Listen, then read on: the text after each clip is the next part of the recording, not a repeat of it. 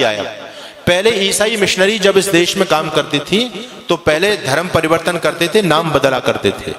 अब वो लोग भी सतर्क और सावधान हो गए, वो लोग अब नाम नहीं बदलते, क्योंकि नाम बदलेंगे तो लोगों की आंख खुल जाएंगी, अरे हमारे इतने भाई कन्वर्ट हो गए, ईसाई बन गए। तो नाम वही रखते हैं लेकिन अंदर से धर्म परिवर्तन करा देते हैं, जिससे हम लोग गफलत में सोते रहे। आप लोगों ने छत्तीसगढ़ के मुख्यमंत्री होते थे, नाम था अजीत जोगी। नाम सुनकर के आपको क्या लगता है जी, कौन होगा? अजीत जोगी। आपको लगेगा कि हमारे आदित्यनाथ योगी का ही भाई होगा अजीत जोगी को। नाम हिंदुओं जैसा उस व्यक्ति का, लेकिन व्यक्ति कौन था? ईसाई, पक्का ईसाई। उस व्यक्ति ने सत्ता में रहते रहते लाखों लोगों को कन्वर्ट किया, और जब वो व्यक्ति मर गया तो ईसाई रीति रिवाज के द्वारा उसको दफनाया गया, उसका अंतिम क्रियाकलाप किया गया। मैं आपको बताना चाहता हूं, पंजाब के मुख्यमंत्री होते थे चरणजीत सिंह चन्नी, स्वाफा भी बांधते थे, साफा लगते थे, सरदार जी हैं, लेकिन कौन थे? क्रिश्चियन। यानी हम लोगों को गफलत में रखने के लिए। और मैं कहना चाहता हूं आपसे, एक व्यक्ति है इस देश में जिसको हमारे बहुत सारे भाई बंधु देश का प्रधानमंत्री बनाना चाहते हैं। नाम क्या है जी? राहुल गांधी। ठीक है, हो सकता मेरी बात से लोगों को कुछ मिर्च भी लगे। नाम है राहुल गांधी, लेकिन कौन है? धर्म से बताओ मुझे, क्या धर्म है उस व्यक्ति का? है वो ना मुसलमान ना ईसाई, वो तो वर्ण संकर खिचड़ी है। उसके दादा परदादा कभी मुसलमान थे, फिर उसकी मां ईसाई थी, वो हिंदू तो है ही नहीं। लेकिन हैरानी की बात है कि हिंदू उसको प्रधानमंत्री बनाना चाहते हैं। यानी हम जरा भी नहीं सोचते, जब इस ईसाई इस देश की सत्ता को अपने हाथ में लेगा, वो ईसाइयत को बढ़ावा देगा, हिंदुत्व को बढ़ावा देगा। ये सोचने की बात है। हम अपने स्वार्थ में इतने ज्यादा अंधे हो रहे हैं, आज राजनीतिक स्वार्थों में इतने अंधे हो रहे हैं। कोई अगर राजनीतिक पार्टी देश के लिए अच्छा काम भी करे, हमको उसका विरोध जरूर करना है। अभी इस देश की केंद्र सरकार ने एक योजना निकाली, अग्निवीर की योजना निकाली। लोगों के पेट में दर्द हो रहा है, राजनीतिक लोगों के पेट में दर्द हो रहा है, आने वाले भविष्य को नहीं देख पा रहे। मैं आपको आगाह करना चाहता हूं, इस देश में भयंकर गृह युद्ध होने वाला है, टल नहीं सकता, अवश्य में भावी है, रुकेगा नहीं वो। और उसकी उन लोगों ने तैयारी कर रखी है पूरी तरह से। उनका छोटा छोटा बच्चा बम चलाने में, पत्थर फेंकने में, तलवारबाजी में, चैनबाजी में एक्सपर्ट है। उनकी लड़कियां भी एक्सपर्ट हैं। आपके बच्चे क्या जानते हैं?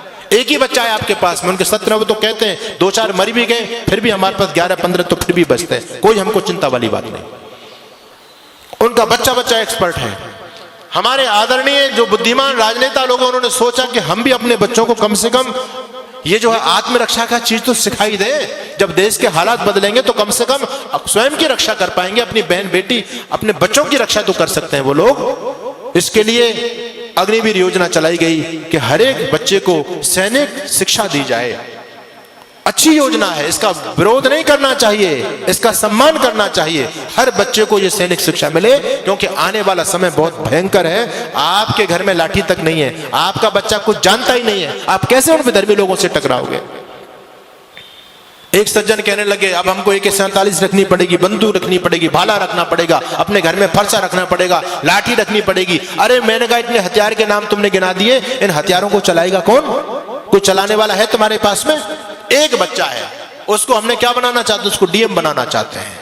वो लोग कहते हैं हिंदू इतना मूर्ख प्राणी है धरती पर, एक बच्चा करके अपने बच्चों को DM बनाना चाहता है। हम 17 बच्चा पैदा करते हैं, इस देश का PM अपना बनाएंगे। जिस दिन इस देश का PM हमारा बन जाएगा, DM कुछ नहीं बेचेगा, शासन हमारे हिसाब से चलेगा। क्या लोगों की योजना है?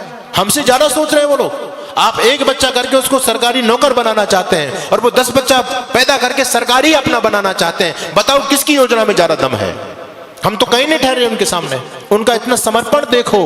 आपको मैं धन्यवाद करूंगा कि आज हमारे नौजवानों की संख्या है, यहाँ बच्चे भी आते हैं, बहुत कम उपस्थिति में आते हैं, लेकिन उनके मस्जिद के अंदर आप जाकर के देखो कितने नौजवानों की फौज है वहां, क्योंकि वो उस काम को कंपलसरी समझते हैं। हम इस धर्म कर्म को, सत्संग को कंपलसरी नहीं समझते। हम तो ये समझते हैं ये हमारे काम का, बच्चों का क्या काम है इसमें, स्वयं हाथ हिलाते हुए चले आते हैं। लेकिन वो लोग सारे के सारे समर्पित है अपने मिशन के लिए।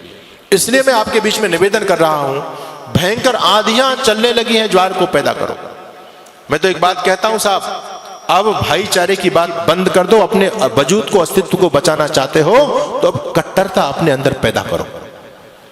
हम दुनिया से इसलिए खत्म हो गए, सारी उदारता की ठेकेदारी हम लोगों ने अपने ऊपर ले रखी है। बस तुम भाई भाई चिल्लाते रहे, वो तुमको चारा बना करके चाट गए। बड़ी हैरानी की बात है, आज भी लोगों की आंखें नहीं खुल रही हैं। ये राजनीतिक दल आपस में हम लोगों को लड़ा करके, ये तो नालायक लोग हैं, अपना उल्लू सीधा कर रहे हैं, लेकिन हम भोले भाले भाई आपस में लड़ रहे हैं।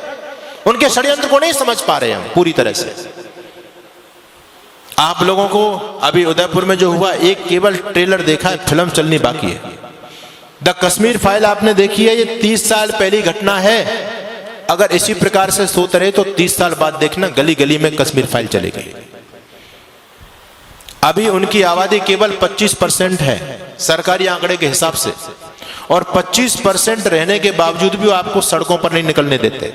रामनवमी का जुलूस नहीं निकाल सकते आप, हनुमान जयंती का जुलूस नहीं निकाल सकते आप। निकालने का प्रयास किया, क्या स्थिति हुई। आपके राजस्थान में बहुत सारे जिले हैं, आप वहां जाकर के देख लीजिए। हम 26 जनवरी 15 अगस्त पर तिरंगा यात्रा नहीं निकाल सकते।